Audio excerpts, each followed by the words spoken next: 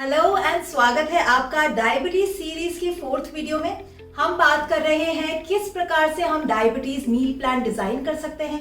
उसके 3 अलग अलग कंपोनेंट्स हैं और पहले के 2 वीडियोस में हमने 3 में से 2 कंपोनेंट्स ऑलरेडी कवर कर लिए हैं, जिसमें पहले आता है फूड कॉम्बिनेशन, किस प्रकार से हम फूड्स को कंबाइन करें कि हमारा ब्लड शुगर लेवल स्पाइक ही ना हो, और वहीं दूसरा एलिमेंट है किस प्रकार का खाना हमें खाना चाहिए जिससे इंसुलिन रेजिस्टेंस बॉडी में ना बढ़े। तो वो तीसरा एलिमेंट क्या है जिससे कि ये मील प्लानिंग का फॉर्मूला कंप्लीट होता है? Well, let's get started.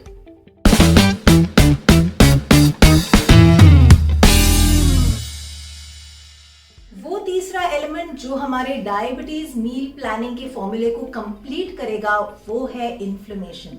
अगर आपने पहले के 2 वीडियोस नहीं देखे हैं तो इन्फ्लेमेशन के इस वीडियो को देखने के बाद आप पहले के दोनों वीडियोस देख सकते हैं, ताकि आप अच्छे से इस फॉर्मूले को समझ जाएं और अपना ही नहीं अपने फैमिली में लव्ड वंस का भी डायबिटीज जो है डाइट के माध्यम से, सही डाइट के माध्यम से रिवर्स कर पाए।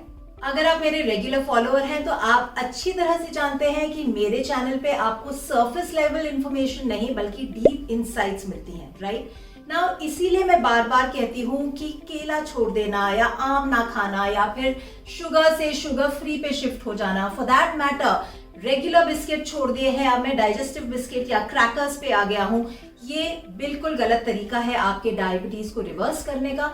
क्यों? क्योंकि ये सिर्फ फोकस कर रहा है ब्लड शुगर स्पाइक्स पर।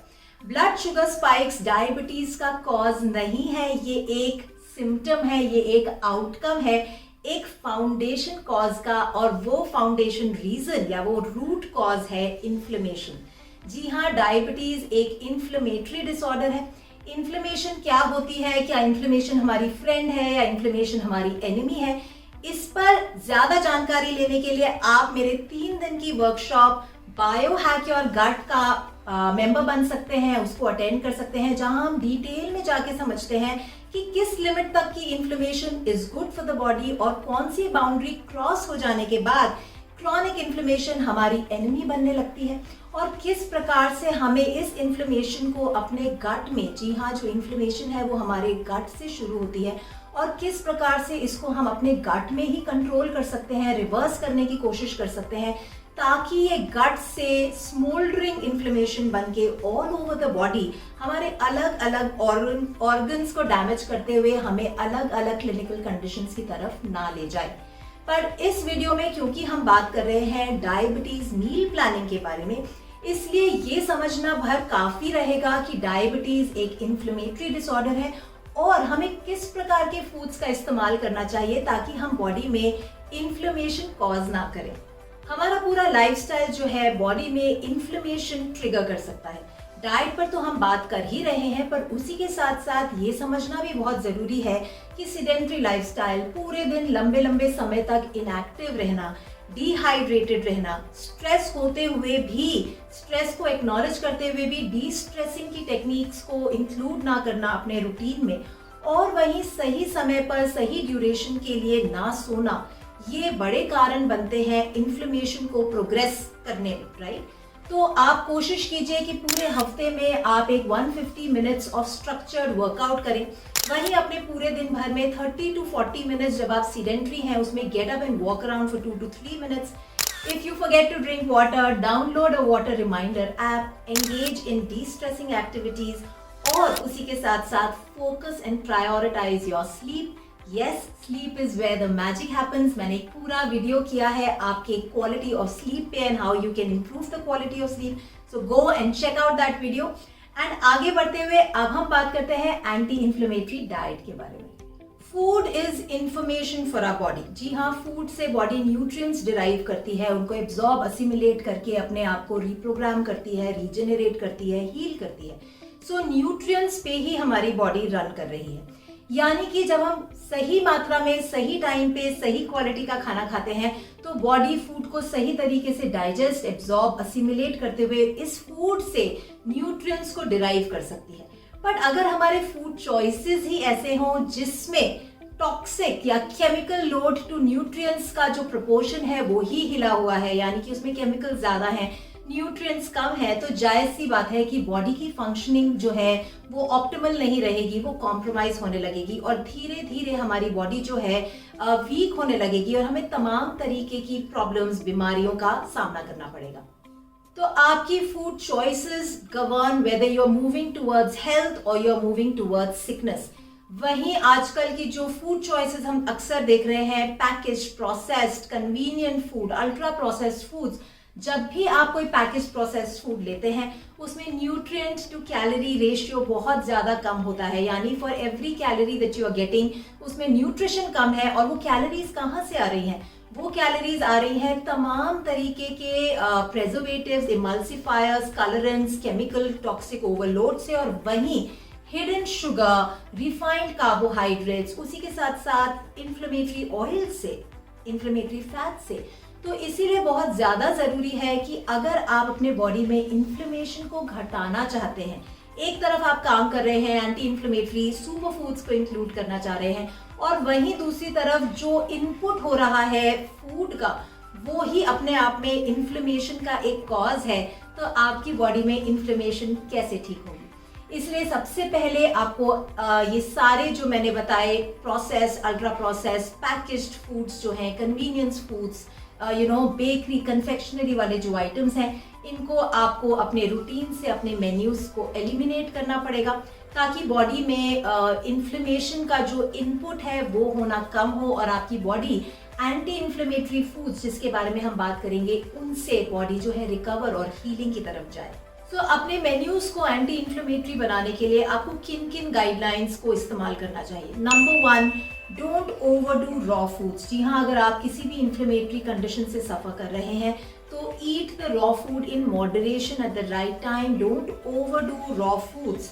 Number 2, eat familiar food. जैसा कि मैंने कहा, food is information to the body और फूड तभी एनर्जी में कन्वर्ट होकर यूटिलाइज हो सकता है अगर बॉडी आपकी उस फूड को डिकोड कर पाए और उसको ब्रेक डाउन कर पाए।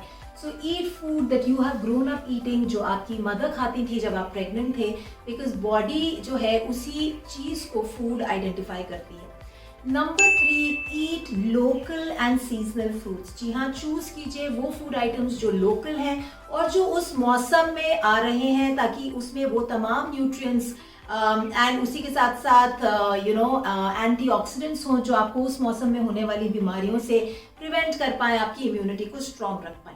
Number 4, don't use inflammatory oils, vegetable refined oils, use cold pressed यानी कि कच्ची घानी तेलों का आप इस्तेमाल करें।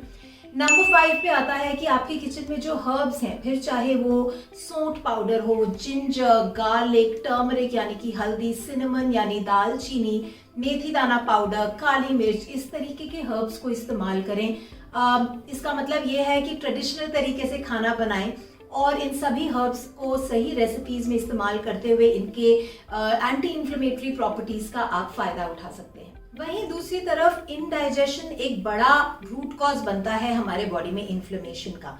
अक्सर लोग हमारे पास आते हैं और वो कहते हैं कि मैंने तो अपने डाइट में कोई भी चेंज नहीं किया, मैं तो वही खा रहा हूँ जो मैं पहले खाता था।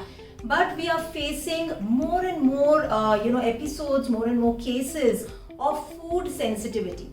फूड सेंसिटिविटी क्या है? फूड सेंसिटिविटी यानी कि अब कुछ ऐसे आइटम्स हैं आपके फूड में जो आपकी बॉडी ठीक से डाइजेस्ट नहीं कर पा रही, वो ठीक से उनको ब्रेक डाउन नहीं कर पा रही फॉर वेरियस रीजंस, और ये कारण बन रहे हैं इनडाइजेशन का। ये आपकी बॉडी में अनडाइजेस्टेड रह जाते हैं। जब इनडाइजेशन बॉडी में होने लगता है तो ऑटोमेटिकली टॉक्सिक ओवरलोड, जिसे हम आयुर्वेदा में आंव कहते हैं, वो बढ़ने लगता है और उसी से हमारी बॉडी में इन्फ्लेमेशन शुरू हो जाती है।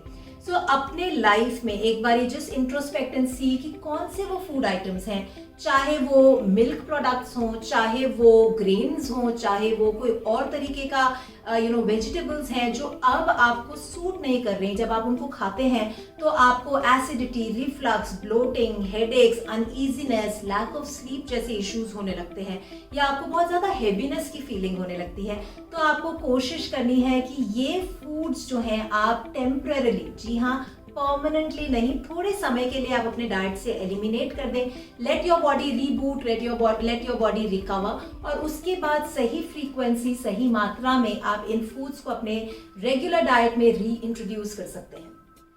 फूड सेंसिटिविटी बिल्कुल अलग है फूड इंटॉलरेंस से, राइट। फूड इंटॉलरेंस एक क्लिनिकल कंडीशन है जहां जो इंसान उसको जो फूड आइटम डाइजेस्ट नहीं हो रहा वो एक बहुत ही ग्रेव यानी एक बहुत ही सीरियस हेल्थ रेपरकशन जो है वो कर सकता है बॉडी में जाके, near death kind of serious impact उस फूड का हो सकता है। तो जिन लोगों को फूड इंटॉलरेंसेस होती हैं उनको तो ऑब्वियसली वो फूड आइटम कंप्लीटली एलिमिनेट कर देना चाहिए ताकि वो अपने आप को उस पर्टिकुलर ग्रेव एपिसोड में ना डालें। बट वहीं दूसरी तरफ हम अक्सर देखते हैं क्लिनिक में भी क्लाइंट्स आते हैं दैट दे आर इग्नोरेंट, यानी कि उन्हें पता ही नहीं है कि उन्हें कुछ फूड आइटम से बॉडी जो है सेंसिटिव हो रही है, उसको ठीक से डाइजेस्ट नहीं कर पा रही, इनडाइजेशन हो रहा है। So the first step of course becomes mindful eating. Start checking what you're eating, start understanding how that food is impacting on your body, on your mood, on your wellness, on your sleep. And accordingly, जो method आपको कर सकता है वो है कि आप एक फूड डायरी मेंटेन करें, एक फूड लॉग मेंटेन करें और उसी के साथ नेक्स्ट कॉलम में हाउ यू फील का एक कॉलम बना के लिखें कि इस फूड को खाने के बाद आपको कैसा लग रहा है। उससे आप खुद ही कोरिलेट कर पाएंगे कि वो कौन से फूड आइटम्स हैं जिसके प्रति शायद आपकी बॉडी थोड़ी सी सेंसिटिव है और उनको एलिमिनेट करते हुए आप अपनी बॉडी को एक मौका देंगे रीबूट और रिकवर करने का। So number 6, include nuts and seeds like almonds, walnuts, seeds like flax seeds, सब्जा सीड्स, उसी के साथ साथ पम्पकिन, सनफ्लावर सीड्स, कोकोनट, इन चीज़ों का आप इस्तेमाल कर सकते हैं। They are good snack items, इनको आप स्नैक की तरह भी इस्तेमाल कर सकते हैं। And number 7 I would say that follow the right time to eat. जी हाँ, सही समय पर खाइए क्योंकि जितना भी अच्छा खाना, जितना भी एंटी इन्फ्लेमेटरी फूड क्यों ना हो, पर अगर वो गलत समय पर आएगा तो भी वो आपकी बॉडी में ज़्यादा हार्म पहुंचाएगा गुड से। सो इन सभी गाइडलाइंस का इस्तेमाल करते हुए आप अपनी बॉडी में इन्फ्लेमेशन की मात्रा को कम करते हुए अपनी डायबिटीज को रिवर्सल की ओर ले जा सकते हैं। अगर आपने अभी तक मेरे चैनल को सब्सक्राइब नहीं किया है तो अभी नीचे जाके मेरे चैनल को सब्सक्राइब कीजिए और don't forget to click on the bell icon ताकि आने वाले वीडियोस की जो डीप इनसाइट्स, विजडम और सिंप्लिसिटी है वो सारे हैक्स को इस्तेमाल करते हुए आप ना सिर्फ अपनी बल्कि अपनी फैमिली में सभी मेंबर्स की हेल्थ को अल्टीमेट हेल्थ तक ले जा पाएं। अगर आपने मेरा डायबिटीज सीरीज के पहले वीडियोस नहीं देखे हैं तो ये रहा उसका link and I will see you there.